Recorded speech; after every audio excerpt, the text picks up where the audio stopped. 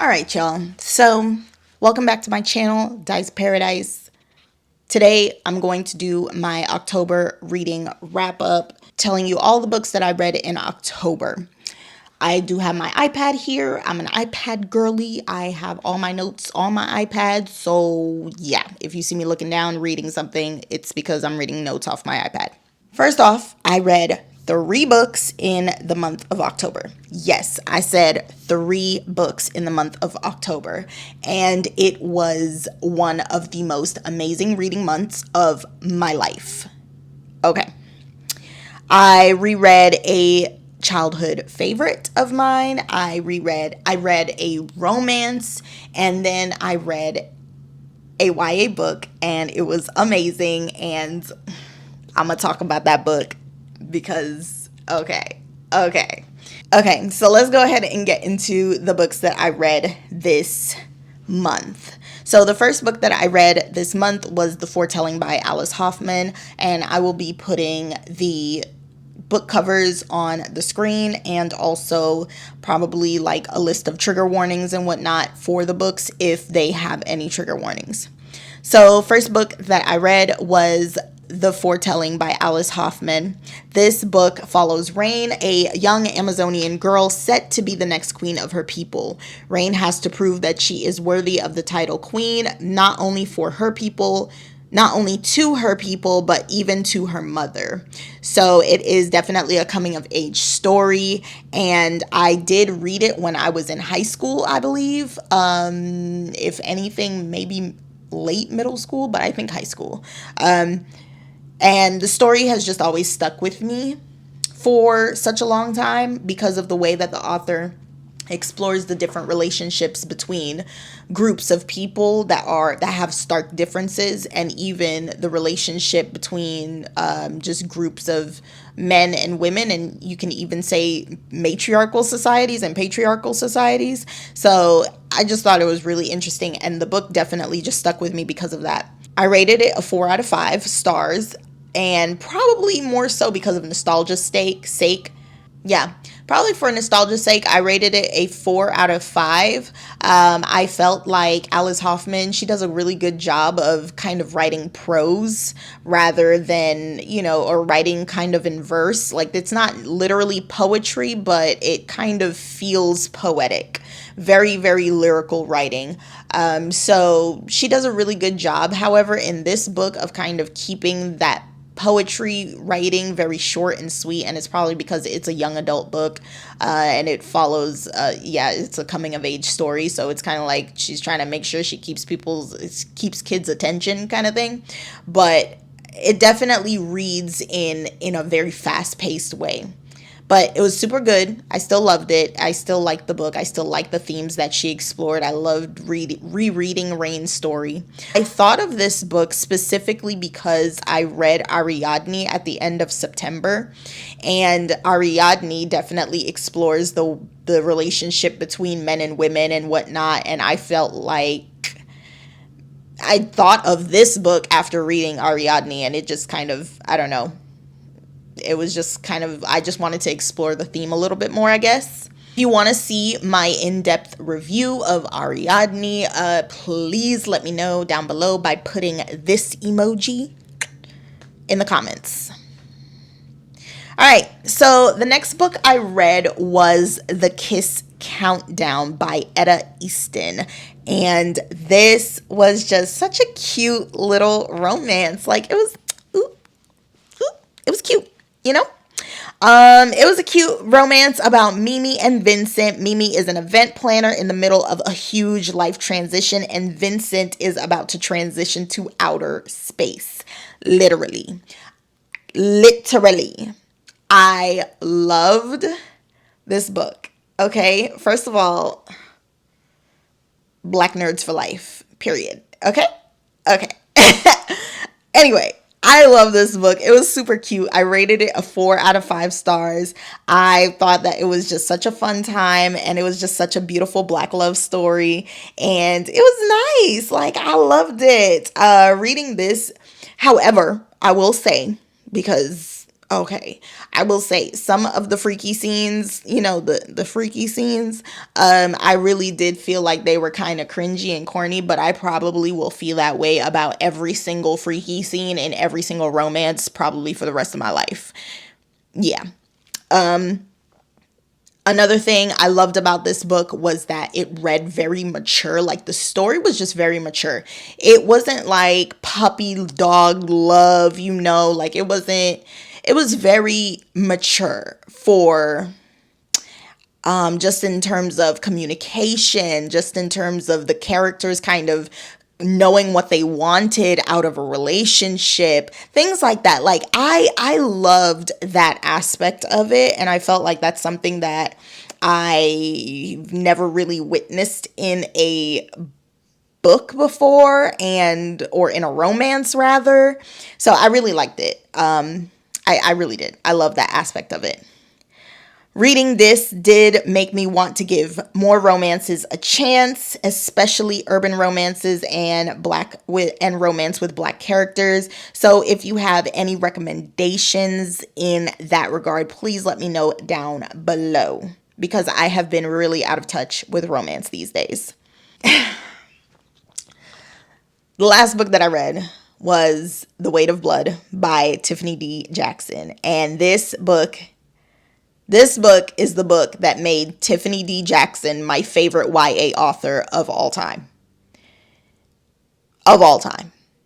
This is the third book that I have read by her. This summer, I read Monday's Not Coming. And last year, January, on Martin Luther King Day, I read White Smoke in one day. And I kid you not, I don't know what she does, but she knows how to get me. I'm gonna focus on my notes, because if I don't focus on my notes, then I'm gonna go on tangents. So I'm gonna read from my notes because I'm gonna get excited. Okay. So this book had me crying, angry, screaming, laughing, cooing, and awing, as in oh, not like, I don't know what else. What was that? Was awing. Okay, I don't know. Anyway, I was definitely on an emotional roller coaster ride, which I love from books. I love books that kind of take me from one moment to the other, and I'm like, oh, like I love books that do that to me. Like, I love it. Probably because I love a lot of peace in my life. In real life, I like a lot of peace. I don't like emotional roller coasters in real life. But in my fake life, oh, I love an emotional roller coaster. Okay. Anyway, this was my Halloween themed book of October. It was definitely spooky. Definitely gave like it was doing some things. I am kind of shocked that I haven't seen more people talk about this book. Like, I mean, it was just, gosh, like I really don't understand how I have not heard of people really reading about this book or talking about this book. It was just such a good book. Like, let me get into the synopsis or to the summary. Let me get into the summary a little bit, just a little bit. I'm not going to tell you too much, just, okay. So the book follows Maddie, a biracial teen who has passed as white her entire life, until one day when she can't escape the weather. And all black women who have had their hair straightened, you know what happens next. Okay. You know, and I know what happens next. Okay. Especially if you're trying to pass as well. Okay, all right, I'm just saying. So it's just, oh my gosh. So this book is a Carrie retelling, and I have not read Carrie yet, but honestly, I don't want to after reading this book. I have watched Carrie the movies, and it follows pretty closely to those. So if you have watched Carrie or read Carrie, you probably know the bones of this story, though, in The Weight of Blood. However, you don't know the twists. You don't. There are so many twists and turns. There are so many, like,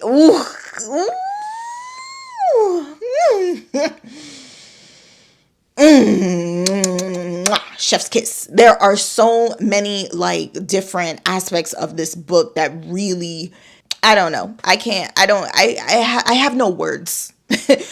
I have no words. Okay. None, not one. It was a beautiful book. There are so many lessons to learn from the book. There are so many little things that anybody can learn from this book, and I loved it. I loved it so much. I rated it a 5 out of 5. It was a mind altering book. I do want to say that usually I do not like books that highlight the traumas and pain of racism of Black people, but this book was the exception to the rule. Miss Jackson, if you ever see this video, you put your foot in this book. You put your whole foot. I'm sorry, Miss Jackson. Who I am for real. Okay, I'm done. All right. Anyway, so the book is just beautiful. It was just awesome. I really loved The Weight of Blood. It has become my favorite. I don't know if it's my favorite. It's on my list of favorite books of all time. Yeah, there you go. My required reads list. I saw Hannah from A Clockwork Reader. She made it a Clockwork Reader's required reads. Okay, mouthful. And she made a list of books. This on my list.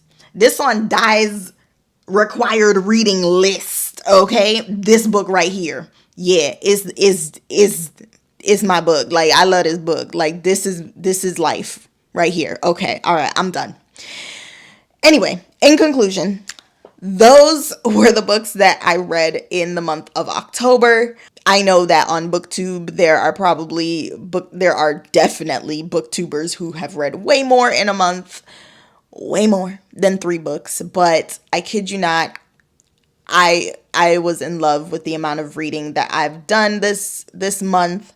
I try my best to read what I know I'm gonna love, rather than just forcing myself to read just anything, because I don't want to waste my time reading books that I don't like. Plain and simple. And also, when I find a book that I really, really love, I like to slow burn read it. I like to savor it. I like to develop a nice little relationship with that book. You know, I like to sit with it. I like to I like to build like a nice little foundation with that book. I like to marinate on it after I've read it. Like, I like to sit and think and ponder about that book. I like to think about the folds of the book. I like to just sit and just who wrote this? Why did you come up with this idea? Can you tell me why? I like to think about what the author was thinking when they wrote the book that they wrote. So I'm sorry. Actually, I'm not sorry.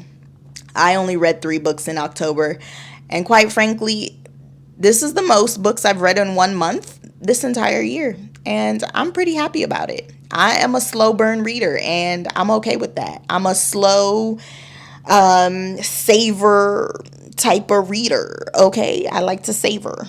So yeah, that was it for this video. That was the conclusion of this wrap up. Remember, gossip about books, not people, and I will see y'all in the next one. Bye.